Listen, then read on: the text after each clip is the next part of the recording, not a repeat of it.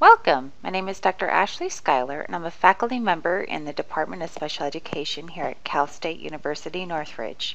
In the spring of 2009, I provided a hybrid class that met 50% online and 50% on campus. 5 of the online sessions, students met in a virtual Second Life environment. The following clip shows some samples of the Second Life virtual sessions. The first clip I did not record audio, and I'll point out some of the features for you. You will notice a drastic difference in the sessions from the first session to the last session. Let's see what you think. 3 sessions, you can see the unstructured classroom with carpet tiles and a few chairs to sit on.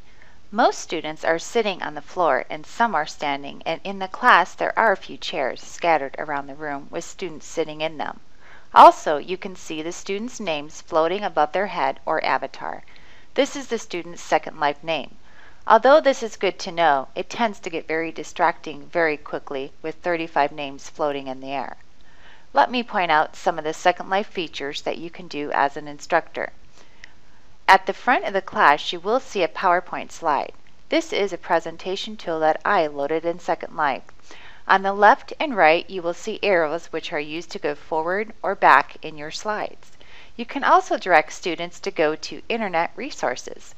For example, the instructor types a URL in the chat window, and students are prompted to click on the hot link in the chat window and open up the web page. In this session, an Internet window pops up about MMR vaccines. Also, in the first couple of sessions, students were uploading various images to the classroom. You can see variations of images floating across the classroom. Lastly, I'd like to point out the audio features of Second Life.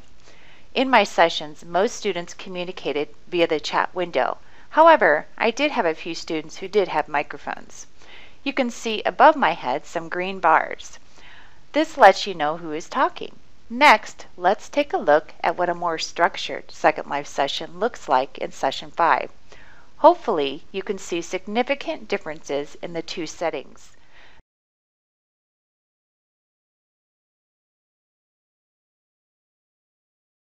Here you can see the list of students in the class in my contact list. Of course, this is not their real name, but their avatar name. I also created discussion groups in Second Life and labeled the groups A, B, C, and D. And I assigned students to a group for small group discussions in Second Life. In the next clip, you will see how students are organized in tables. In this PowerPoint slide, each student is told which table color to sit at, and the table color corresponds to the same discussion group A through D they are assigned to.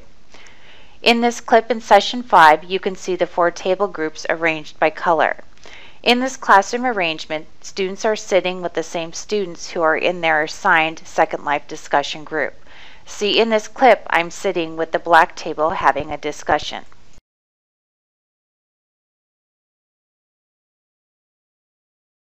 In this next clip, this is a recorded clip from a Second Life session that does include audio, so you will hear the audio from a real-time class session. I do have a few arrows and callouts I'll be using to point out some of the Second Life features.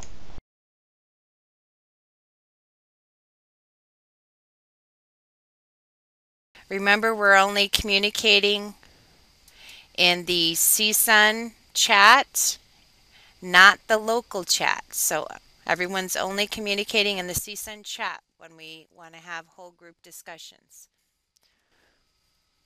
Next slide.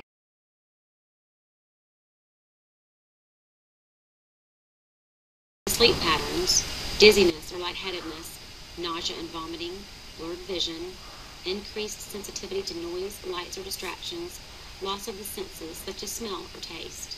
Survivors of traumatic brain injury frequently have Else besides patience. Definitely, Tanya, good point. Optimism, so being very positive. Consistency, absolutely. Thank you. I hope this short video really helped you to visualize some of the possibilities of using Second Life as another real-time online instructional tool.